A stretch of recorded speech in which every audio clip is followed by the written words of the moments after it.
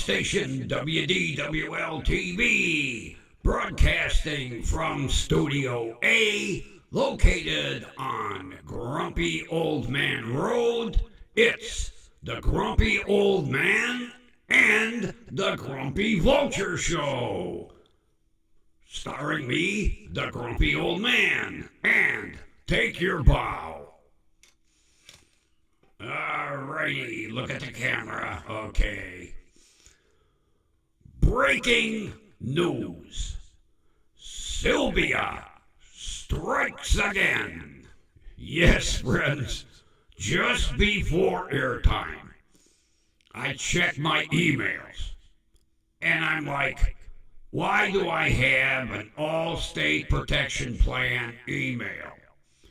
Well, it seems like our good friend Sylvia evidently must watch the show, because I've been given an ultimatum.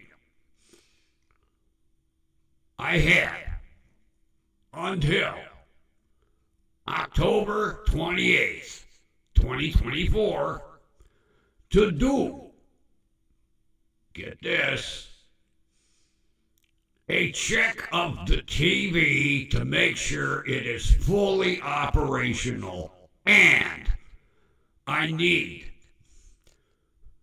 didn't want to take it out of the fucking box. I need to send them a photograph of the back of the TV showing the model and serial number so they can continue my coverage. Otherwise, I'm only going to get the 1 year. And they are going to discontinue the 2.5 that they owe me. Well, I'm not opening that fucking box until I sell the TV. And if it isn't sold before the 28th, there's going to be another fight. So, the war between me and Sylvia and Square Trade could be heating up again. Bitch. Oh, you didn't hear that from me. Uh-oh. Oh, I couldn't believe when I saw that. I said, oh, that bitch is she's still trying to get the last word in. Well, if the TV doesn't sell by the 28th, and they either do not extend the coverage, which they're threatening that they're not going to do, if they cut off the coverage, the bitch owes me a check. And then the war will be on. Because I'll tell you what, I will, if I have to call 100 times a day, I will call Square Trade Corporate, and sooner or later, me and Carl Wiley are going to have a little chat. If I can get to the Ohio regional manager of a bread company in one phone call, I'm retired, I don't give a shit, I'll call all fucking day, every 5 minutes. Sooner or later, they're going to have enough and put me through to Carl. I'm just saying. I could be a real bastard. So, bring it on, Sylvia. I'm ready for your fight.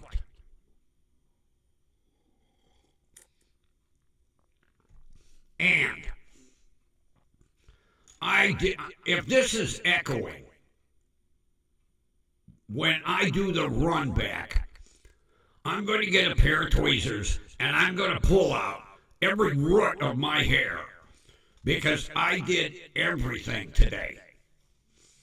I checked every cable.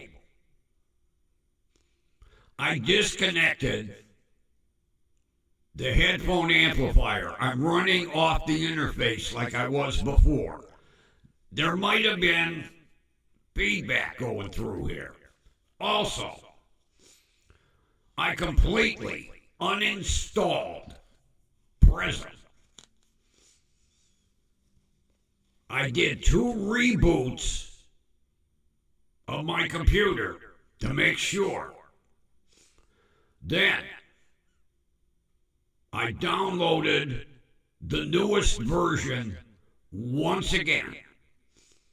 Now, I haven't downloaded Prism Lens. That's where they ever put my fucking green screen up. I can do all them neat backgrounds. I'm just going to run with Prism Live Studio, right? For the next couple days.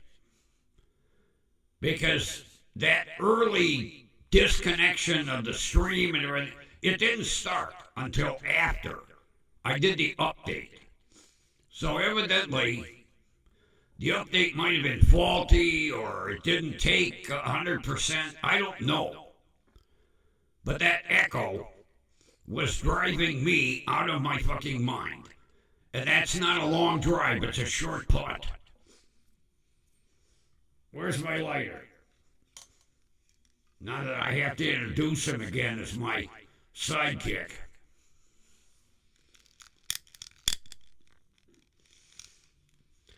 Yeah, corporate said, you know what?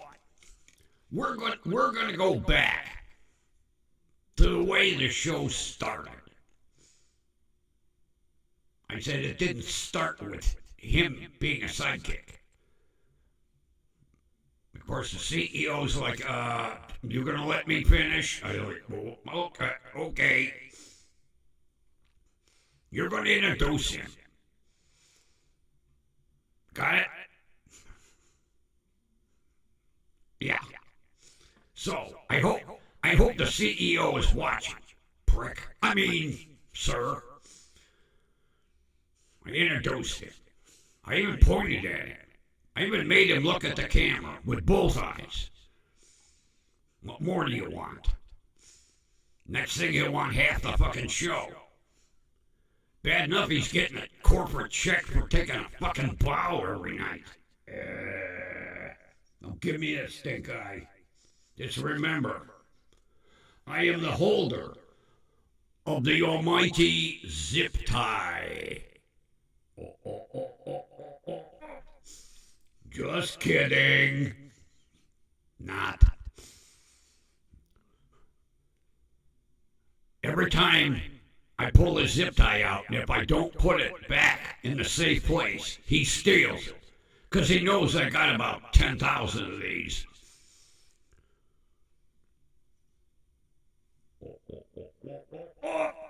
Just kidding. Not. Don't touch that zip tie.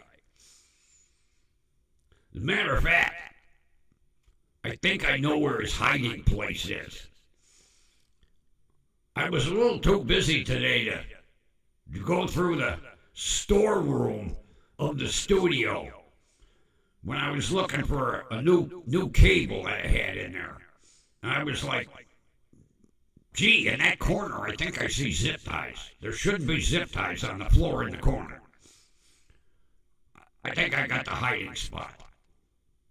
Speaking of cables,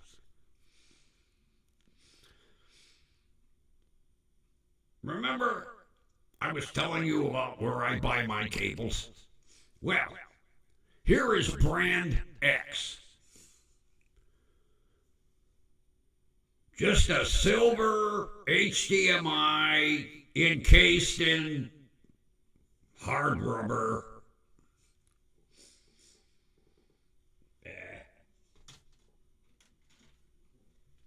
Here we go.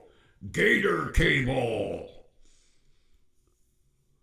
Gold-plated contacts, inside and out, encased with a metal shield.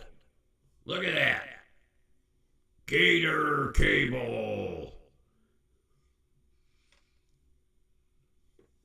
It even says Gator cable. Quality. 100% quality. The only cables I buy.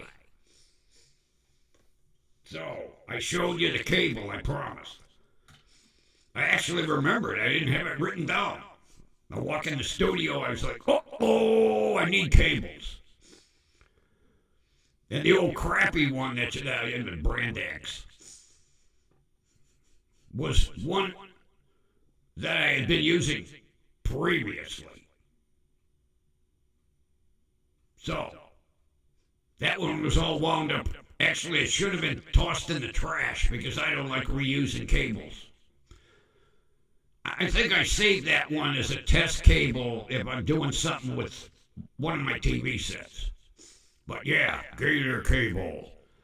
Made in America by Americans. So, look them up. Buy some Gator cables. No, they're not. They're not sponsoring me. Just because I mentioned somebody, they're not fucking sponsoring me. I couldn't get that lucky. I only got 49 subscribers. Well, I figured last night. I begged. Oh, I even said that, please word. Oh, it hurts my mouth to even. And I still at 49. I come in the studio, I was like, let's open YouTube and see. Fuck. Still at 49. God damn it. One, that's all I'm asking for. One person. Subscribe. You don't have to hit the bell. You don't have to go notifications. You don't have to like or share or any of that shit. Just one more subscriber. I'm tired of looking at 49 for the last 4 months. It's almost as bad as looking at him. I get nightmares. I see him in my sleep. As long as I don't feel them on my chest, I'm all right. Vultures, they, you know what they eat. And it's not fresh meat. Especially if I feel them nuzzling at my throat, like around my carotid artery. I'd be like, he's trying to take over the show. I told you, there's more than one studio here. You can have your own YouTube channel. Nobody fucking watch you anyway.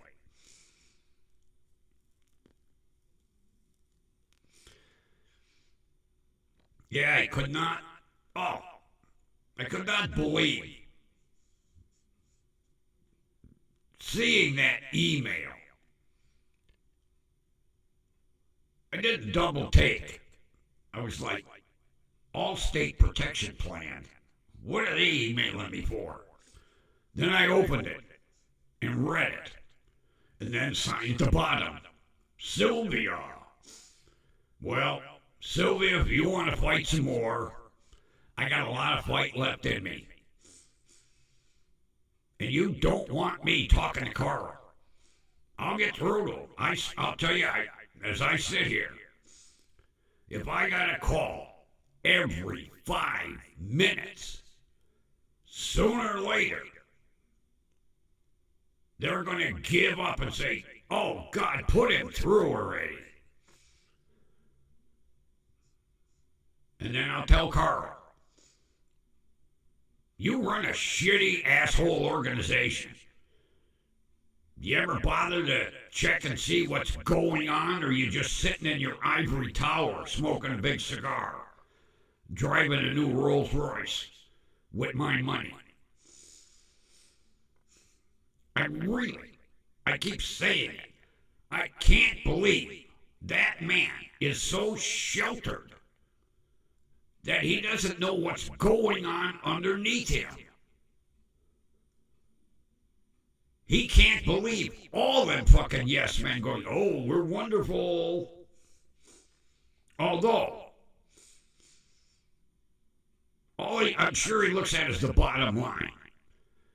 And then he gets all them stupid people off eBay that pay $1.99 for warranty coverage on an HDMI cable. And if people are lucky enough to get, well, now with it being 1 year and they give you 3, 4, 5 years out of their TV set, Square Trade's out of it. It's like, hey, you got your 5 years. Sorry, we got your money. And that's how they survive. They're banking on an electronic item lasting just over the warranty period. Now, if it would go like 4 years and a month, I'm sure somebody would have some arguing power.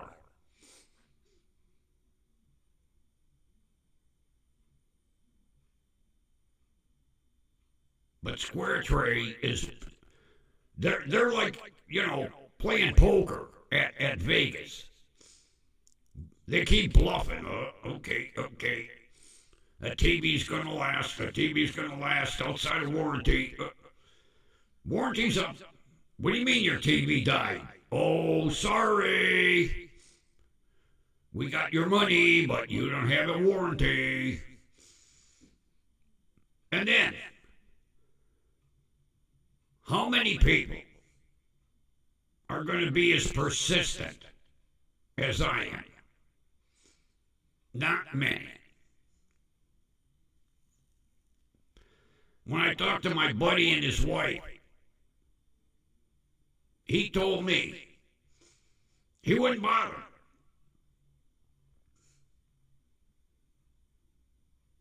He come right out and he said, if I got, I bought the TV, it had a 1-year manufacturer's warranty, and I bought the 3-year extended. At the end of 4 years, if the TV died, he'd throw it out, buy another one. I says, well, what if the TV died while you were still under extended warranty? He says, you know what? For what I paid for the TV originally and what it's selling for now is a lot less. He said, fuck it, I'd just go buy a TV. It's not worth fighting over. I said, well, you and I are definitely thinking along different sides of the railroad track. Although, he even agreed 2.5 years is ridiculous. Even a shitty made appliance should last longer than 2.5 years. Everybody I talked to, I said, I bought an RCA TV, and they're like, oh yeah, I remember RCA, my grandparents had them, my parents had one. I said, well, I bought one, lasted 2.5 years. He said, really? Yeah. And then we all start talking, gee, my parents had or my grandparents had an RCA radio. It lasted 40 years easy. Yeah. The one my grandmother used to listen to the ball game on was easily 45 years old. She had it right next to the couch. Over here. Because the couch faced the TV. So the radio was here. And she'd lean on the edge of the couch and listen to the Cleveland Indians play. Oh, she was big on baseball. But the strange thing is, my grandfather used to get free tickets to the Indians games all the time. She did not want to go to the stadium. Never. She never went to a live ball game for 2 reasons. She said, one, the stadium announcer was boring as shit. And listening to her radio, she was in the house, warm, cozy, and she said the announcer for the radio made you feel like you were actually sitting there with him in the stadium. And I'll tell you what, I listen every now and then. And this guy, Tom Hamilton, oh, the Indians, did they score getting him as an announcer? This guy is unbelievable. I'm glad they keep renewing his contract because I'll tell you what, I'm sure that there are many baseball team owners out there that would love to have him calling their games. If I had the radio on in the studio, I could sit here and kind of close my eyes and feel like I'm sitting next to him in the announcer's booth watching that game. That's how good the guy is. I should have listened more over the summer, but I'm not big on sports anymore. Although I was never big on baseball. God forbid I'd say that to my grandmother. Oh, that'd be blasphemy. I'd be banned from her house. What do you mean you don't like baseball? Sorry.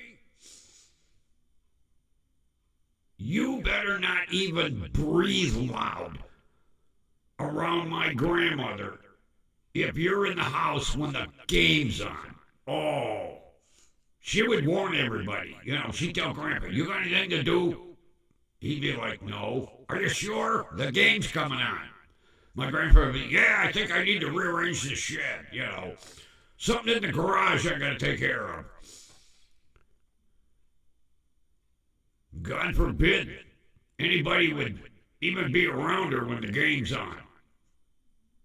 That's how loyal of a fan she was. Except never went to a game at the stadium. And my grandfather had tickets. Every game. He wanted tickets.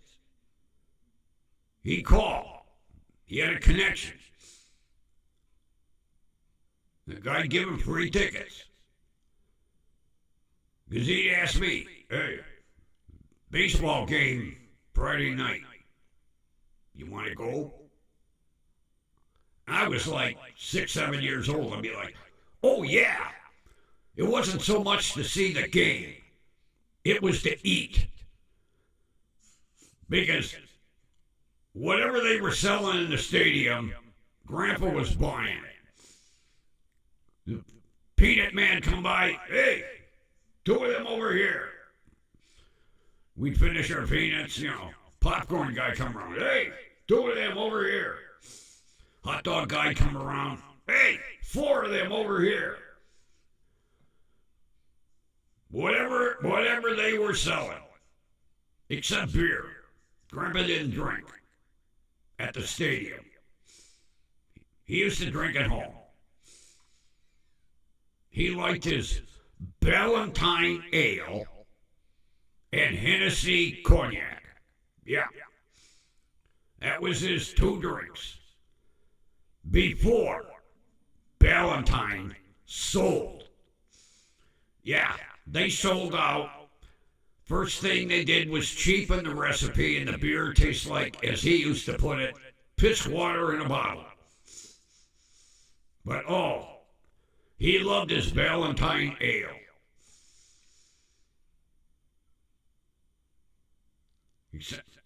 He used to kind of hide it from Grandma because she didn't like drinkers. But it's kind of hard, you know, when you come up from the garage, she'd be like, I smell beer. Come here, you got beer in your breath? Grandpa'd be like, who, me? Oh, you've been drinking in the garage again. It was only 3. Where's the other 3? In the garage. And see, she wouldn't go in his garage. That was like off limits. He always had a nice bucket in the garage with his beer in it. If he brought him up in the fridge, Grandma'd uncap him and pour him down the sink. So he always kept him in the garage. It was hilarious. He had this big giant cooler. Matter of fact, it was a big tub. It wasn't a cooler. It was a big Big, huge, like wash tub. And they used to have an Iceman used to come around the neighborhood because down in the poor neighborhood where he lived, people still had ice boxes, not refrigerators. And he wasn't poor, he just liked the neighborhood. His house was paid for, he's like, why should I? Not to mention, he was like the mayor of the neighborhood, so nobody ever fucked with him. But the Iceman come by, he'd say, hey, my tub needs to be filled up. That big, huge, goddamn tub. 6 bottles of beer. Kept them cold. But yeah, Ballantine Ale and Hennessy Cognac. 1 shot. I never saw a guy milk a shot. He had 3 beers, 1 shot glass of Hennessy. Little sip, drink his beer. Little tiny sip, drink his beer. He could make 1 shot glass full of cognac last 3 beers. It was amazing. I never saw somebody milk a shot of cognac in my life, but Grandpa could do it. And then he'd hide the bottle in the garage. Although Grandma, she refused to go in his garage. That was his domain. It was an even trade-off. Don't come in the house until the game's over, and I won't go in your garage. Deal. He had his lawn chair. He backed the car out a little bit so he could sit in the garage, smoke his pipe. Prince Albert tobacco came in a can. Used to be a joke. Hey, you got Prince Albert in a can. Boy, you better let him out. Yeah. He had one of them crook pipes. Something like Sherlock Holmes had. And smoke his Prince Albert pipe tobacco. He had 1,000 of them cans in the garage. He stored bolts and nuts and screws and that. I never even bothered to grab one. Now, A1 perfect condition. Take 2. A1 perfect condition Prince Albert tobacco can. eBay. $500. Yeah. I found a guy selling, like new as he put it, Prince Albert pipe tobacco cans on eBay. $500 a can. I don't think he sold too many, but there's a collector in the world for everything. But my grandfather had, he had a shitload of them. He had little shelves in the garage. Nails. There were 200 Prince Albert cans. Bolts. 200 Prince Albert cans. Then he'd have to go through one at a time. What size bolt is that? I said, why don't you put some tape on the can and label it? 1/2-inch bolts, 1/4 inch. Guess he had more fun looking through each can. Yeah. All them cans in that garage, and I didn't bother to take one. Just for a memento. I'm not a collector.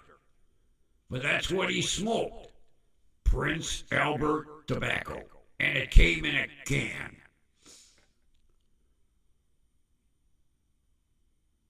And his Ballantine Ale, his Hennessy Cognac, and then, our favorite market food.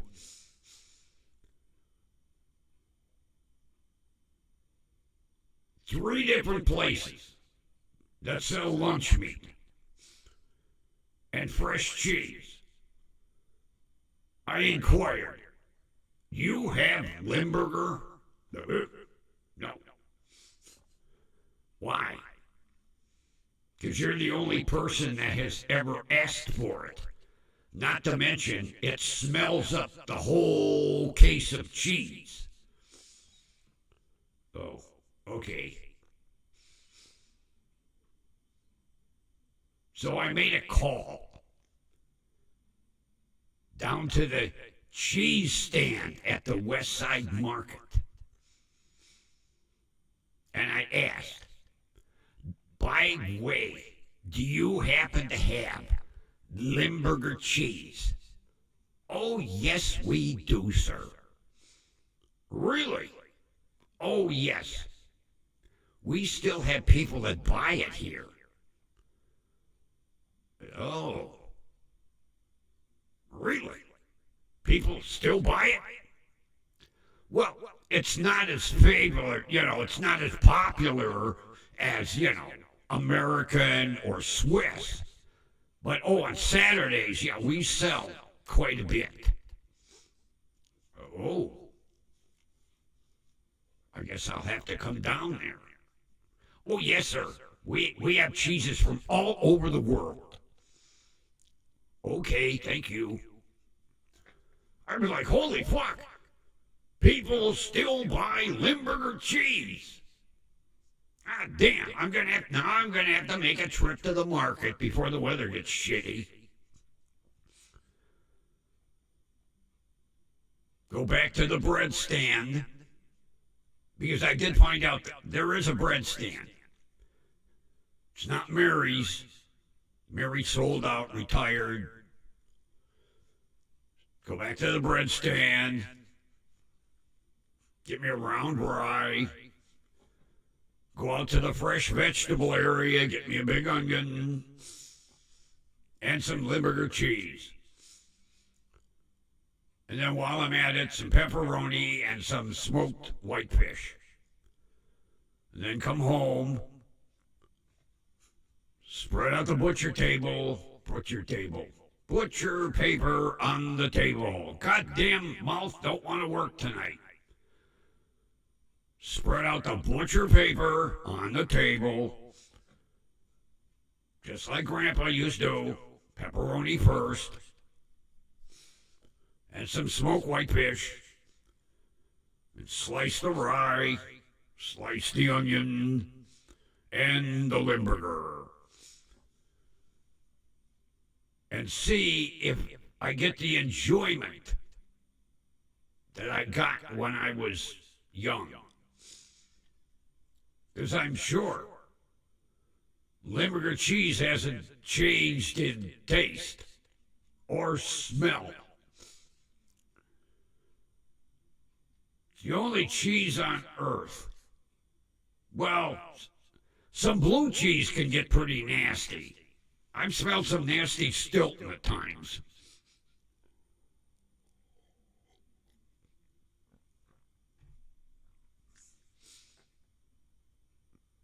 But Limburger is the only cheese I know that smells like 40-old roadkill. I don't know what they make it out of. I guess they determine it's ready to eat by the stink. They walk in the cheese room and go, no, not ready yet. Couple weeks later, no, not ready yet. About 3.5 months later, oh, yeah, oh, God, yeah, it's ready. Package it and ship it, Carl. Okay. Carl comes in, big gas mask, 2 big containers on the side, those respirator containers. In there, cutting that Limburger cheese into blocks. I'm going to have to gargle it and see if there's any YouTube videos on the making of Limburger cheese. They gotta put something in to make it stink. But, as I said, the more we ate, the more it closes up your nostrils. So you're about halfway through a sandwich, you don't smell it anymore. Unless Grandma's fanning it back at you. Oh, God. That apron would be going 60 miles an hour, fanning the stink out. She'd go around, open every fucking window in the house, open the doors.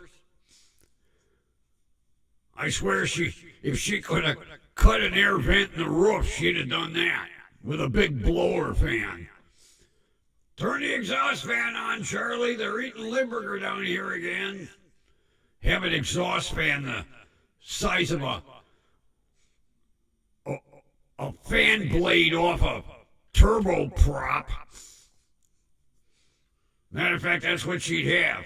Big plane engine mounted in the attic with a big turboprop blade, sucking the air out of the kitchen.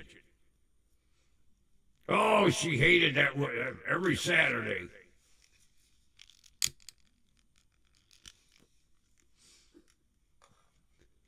I remember Grandpa, he'd say, why don't you go shopping or something? Stand here and fan us.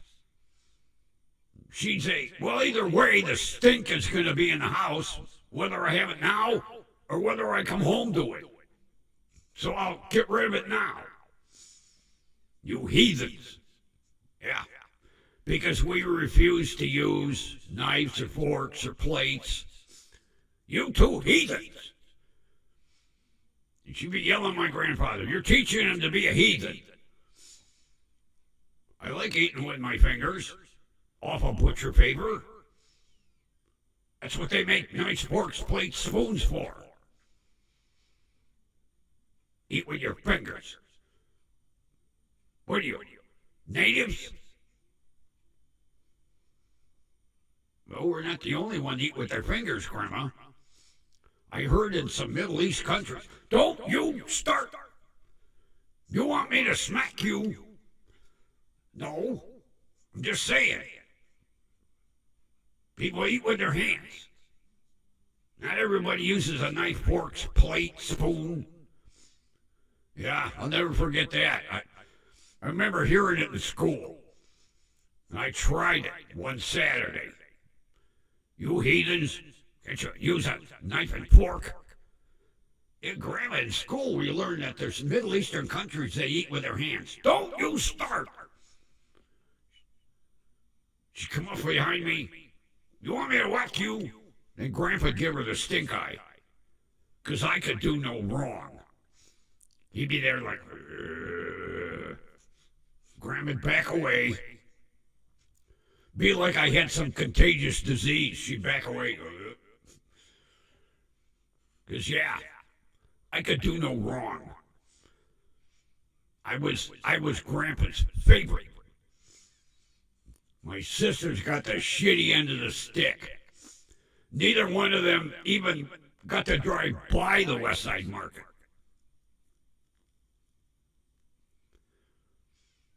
That's because I was the firstborn and I was a grandson. I remember he was telling me, he kept bugging my mother. When can he walk? Well, he's walking now, but not yet. Why do you keep asking? I would take him to the market. Oh, that won't be for a couple years yet. What? I've been telling everybody to the market. I got a grandson. Well, I'll give you a picture. What? I ain't taking no picture down to take the kid. No, I was about 5 years old. I made my debut at the West Side Market. Oh, yeah. Grandpa was beaming. I think we hit every stand, even the ones he never shopped at. Although everybody knew him. You walk up to a stand. Hi, Joe. How are you? I got my grandson. Really? Everybody crowd around. Oh, isn't he cute? I was only about that high, you know. Couldn't figure out why all these people were looking at me. What did I do? And we go to the next stand, about 6 feet away, and his shit would start again, you know. Hey, how are you, Joe? Got my grandson. Everybody, oh, God. I think we were there at the market 8 hours that Saturday. Had to stop at every stand so Grandpa could show me off like a giant fish that he caught, you know, a trophy. But from the minute I was born, the first Saturday after my birth, Grandpa started telling everybody in the West Side Market, I got a grandson. When are we going to see him, Joe? Well, he's only like 12 hours old, so it'll be a couple of weeks. Oh, okay. And he couldn't wait. Oh, the stories he used to tell me. I turned 5 years old. Said to my mother, is he ready to go to the market? Well, it's November and it's kind of cold. Can you wait until spring? I guess so. Now I gotta tell everybody I gotta wait till spring. And then, first day of spring, just that year happened to fall on a Saturday. Grandpa was at the door on Saturday morning. It's the first day of spring. You told me, spring. Oh, she bundled me up. I looked like the Michelin Man. But we made our rounds at the market. And then when the weather got nicer, I could shed them 57 layers of clothing she had on me. And then, the big day, I got introduced to Smokies. Yeah, we were walking past the stand. My grandfather says, hey, Brad, can I get a Smoky for my grandson? He's never had one. Oh, sure, Joe, here. Grandpa handed me here. That's called a Smoky. I took a bite,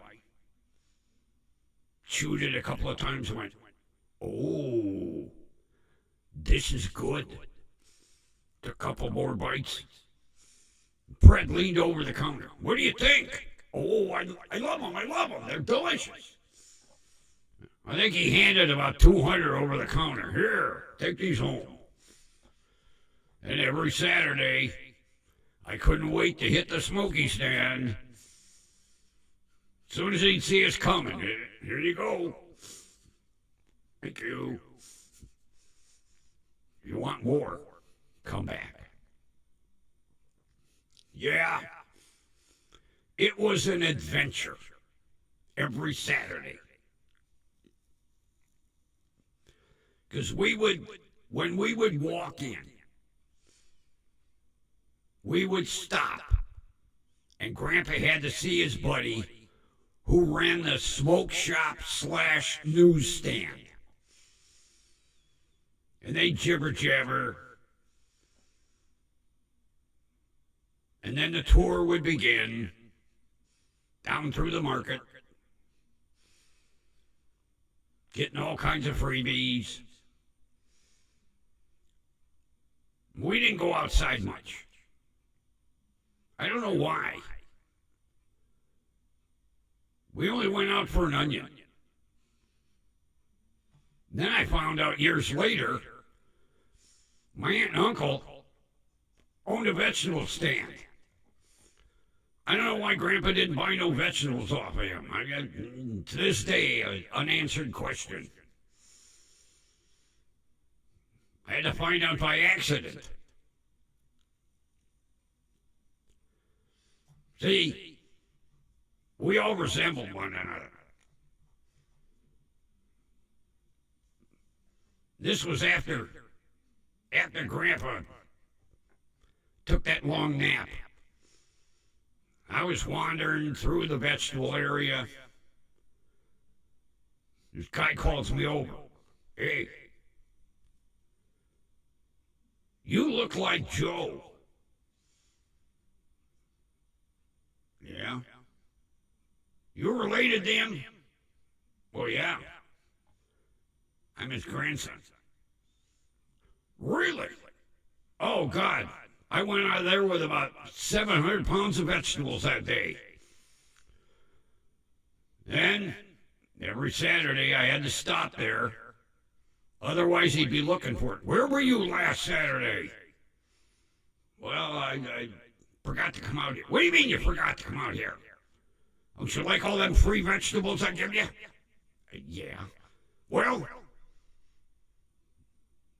don't pull that stuff no more, you forgot. Well, I still got about a 6-month supply of potatoes at home. I'm just not eating that stuff that fast.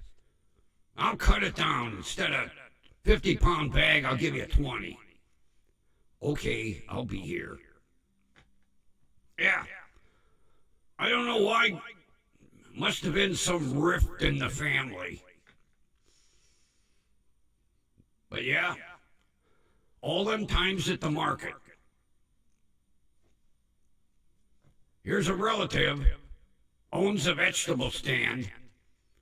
We don't even go there to buy one onion. Never got an answer to that one. I thought about it too late. But I still, to this day, strange. Because he owned that stand like 30 years. Never knew it. We never went by it. Grandpa'd go out back, and there was a lady that had a vegetable stand right by the parking lot. That's where we get our onion. One onion.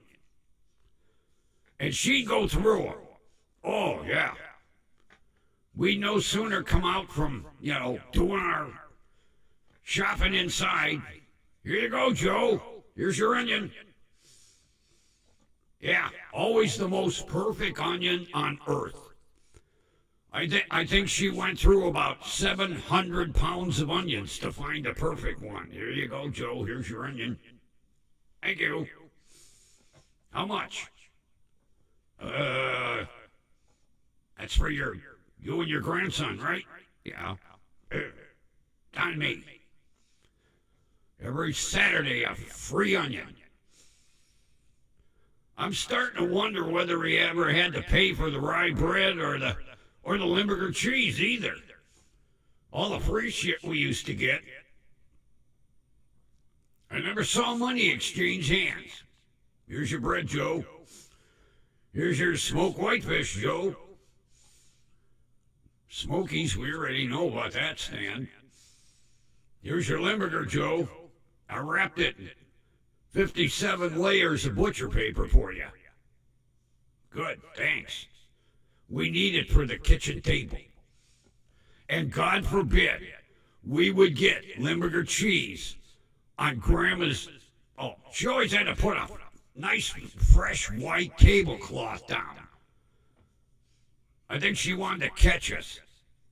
Me, one day, yeah. I got Limburger cheese on the edge of the tablecloth. A spot about, oh God, yay big. We got up from the table, cleared up mess. Grandma had a magnifying glass about that big around. Hey, you got limburger cheese on my brand new fresh tablecloth. Oh, sorry. I'll do it again. Why, she didn't have some old, crummy, shitty tablecloth. No. Every Saturday, I'd put a white one down like it was, Thanksgiving, Christmas, New Year's. I think Grandma liked the bitch, because she ruled the roost and held the checkbook.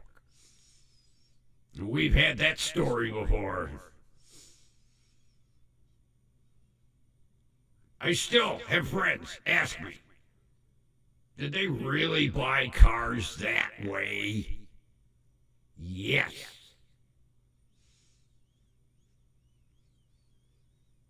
Thank God, when they bought the GT, there wasn't a lime green metallic 1-ton dump truck the same color. They'd have come home with both of them. Grandma just sit in the showroom, look around. Oh, Joe. See that green? I want that green one. Would never even walk by it. Never got out of her chair.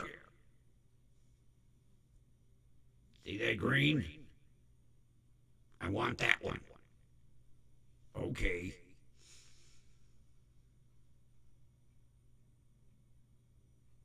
Unbelievable.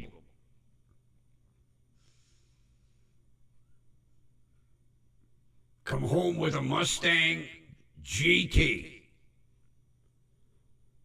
Had no idea what a GT was. Didn't care. Argue with the salesman. It's either a Mustang or it's a GT. What is it? Then when he told her it was a Mustang GT, she goes, hey, I'm writing a check. It's a Mustang, ma'am.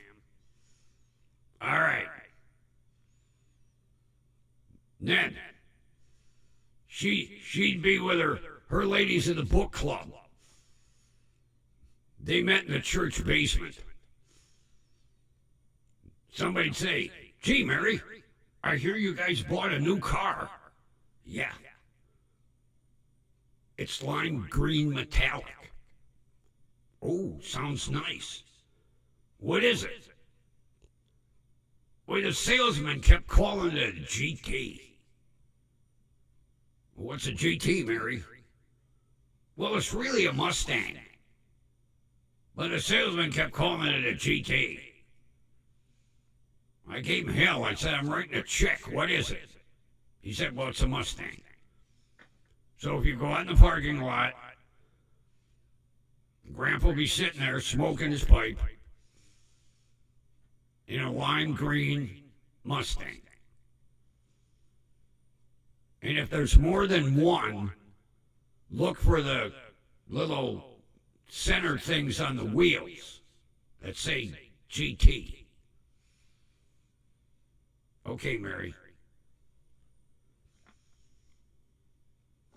It's the way it was. Everybody wonders why I'm fucked up.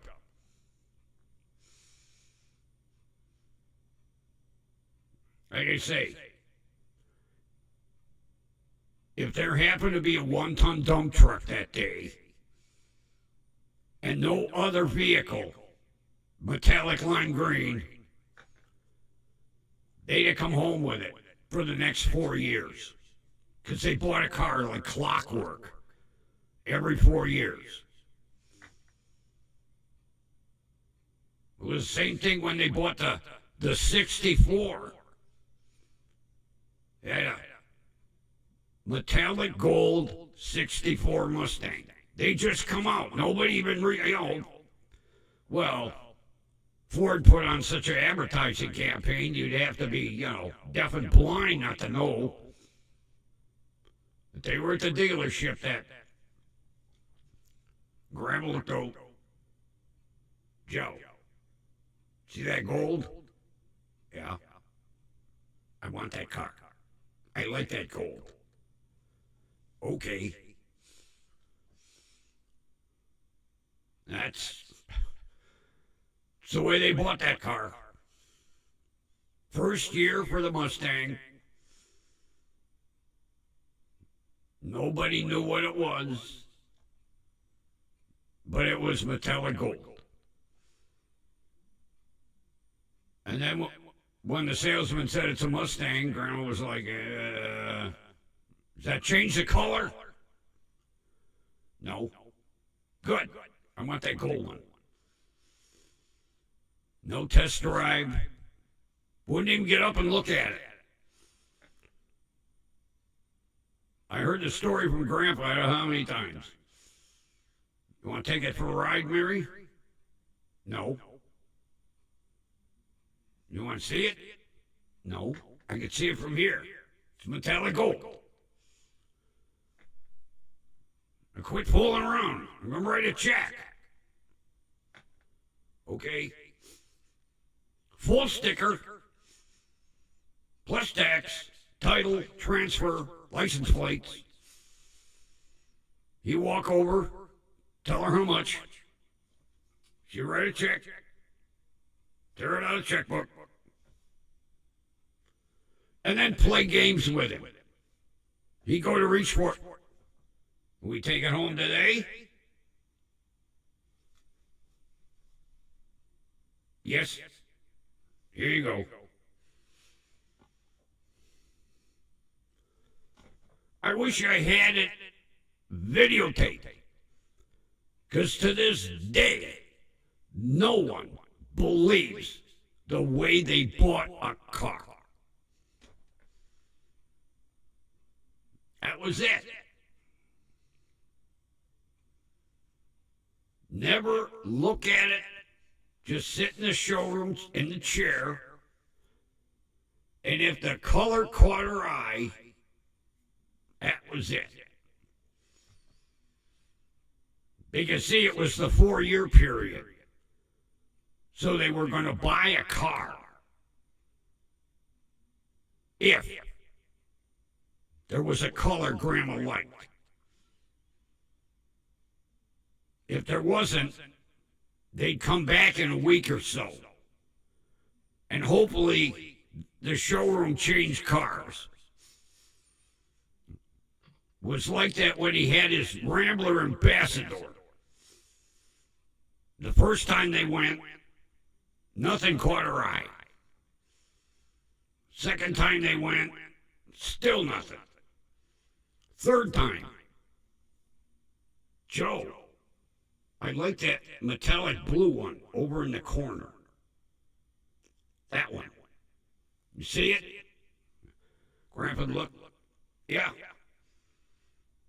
That's the one? Yeah. Didn't even know it was an Ambassador. Could have been a dump truck. That's the way they bought cars. Grandpa had no decision. It was like, I'll pick it out, you drive it. Okay.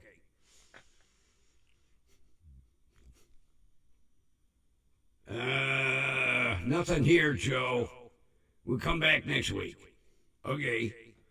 The poor salesman like, you're leaving? We'll be back next Saturday. They come back next Saturday. Grandma'd sit in a chair in the showroom. Nah, Joe, ain't nothing here. Okay. They'd go to get up and say to me like, again? Yeah, again. See you next Saturday. Third Saturday. She wouldn't even look around. They'd walk straight in and sit down in a chair.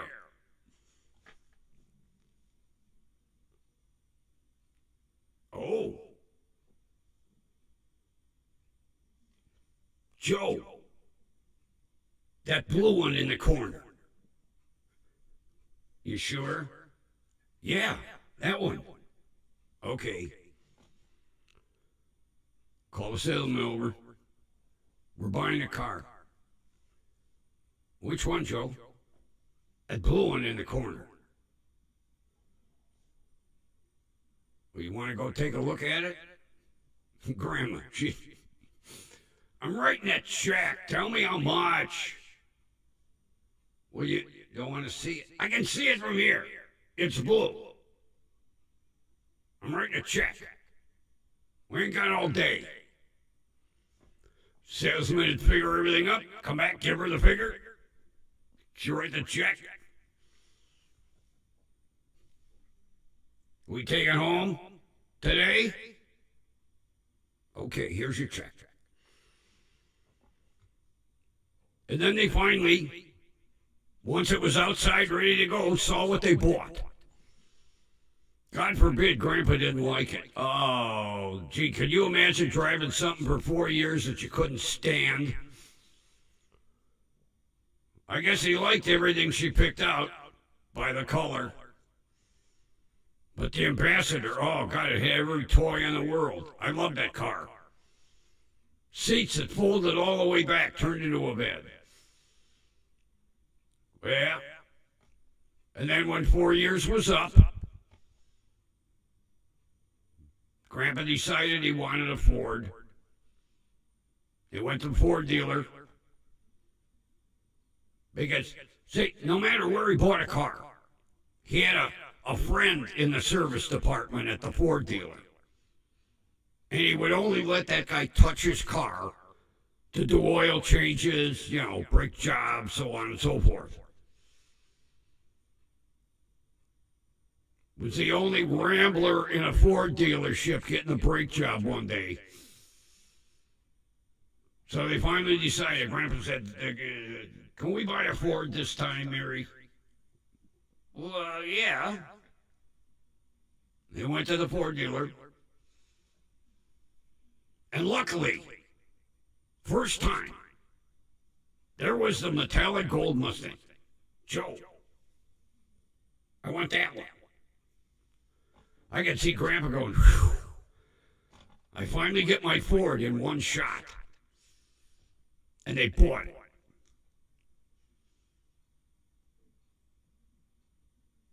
Unbelievable.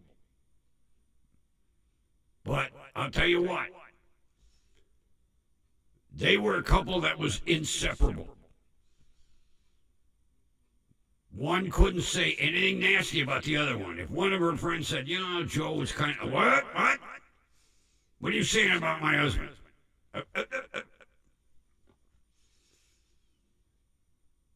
But yeah, loving couple till the end. Had that agreement.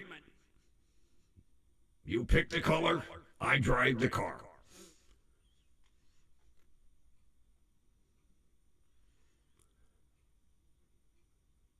It would be interesting today. Because Grandma wasn't into really fancy colors. They got some real strange paint jobs on cars nowadays. But yeah, they would just walk in, sit down. Grandma'd scan the showroom floor. No, nothing here does anything for me, Joe. They get up and walk out. Come back next Saturday. Nah, still nothing, Joe. Come on, let's go. I can see the poor salesman crying at his desk. Oh my God, are they ever going to buy a fucking car from me? I need the commission. Come in the third Saturday. Oh, there. I like that one. The blue one. Salesman going, whew, I finally get to sell a car at full sticker. No haggling. They'd figure his trade. Come back, give her the price. Whatever it said, she wrote a check.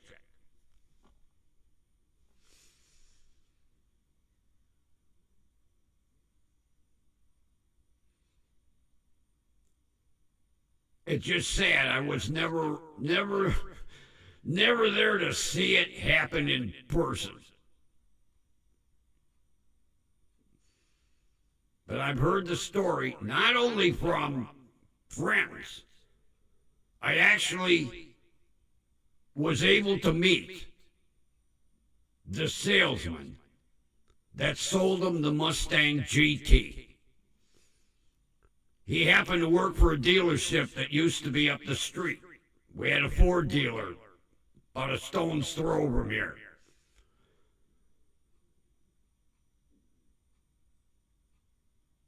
And he heard my last name.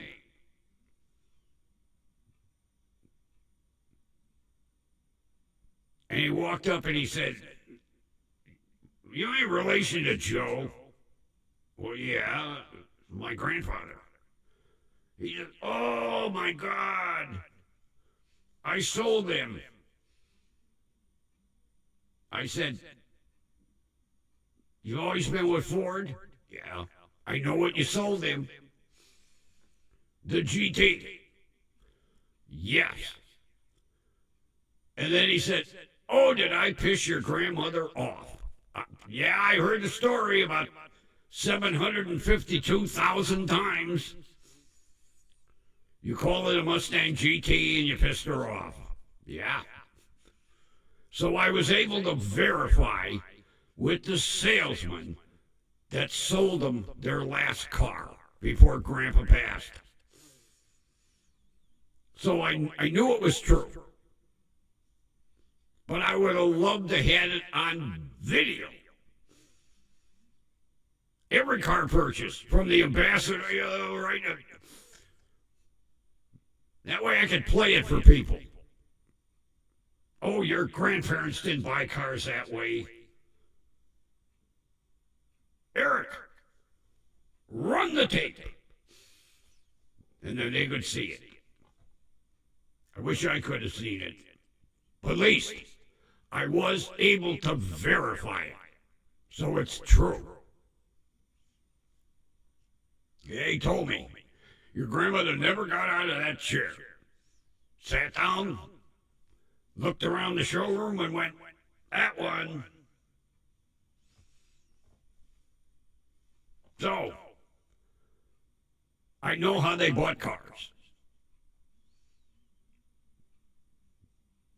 Good times. Oh, God. I miss them both. More Grandpa than Grandma. Grandma was, yeah, she was stern.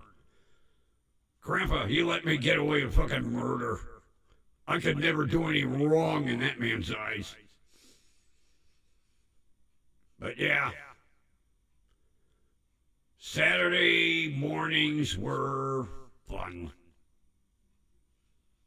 Good memories. Almost enough to bring a tear to my eye, but yeah, good memories. Growing up, what a way to grow up. And acquire a real love for Smokies to this day. Haven't been down to the market, but I have a different place I get them from every now and then. I don't eat them every Saturday, but yeah. Not too many kids out there can have, memories like I've got. Now, when we go to my parents, we don't discuss it. Grandpa made up for the bullshit I had to put up with at home. Living with two alcoholics. What a way to grow up. Then everybody wonders why I'm so fucking dysfunctional. If you had two parents like I had, it's amazing I'm not in some loony ward somewhere chained to a bed. I say, lucky I grew up halfway normal, but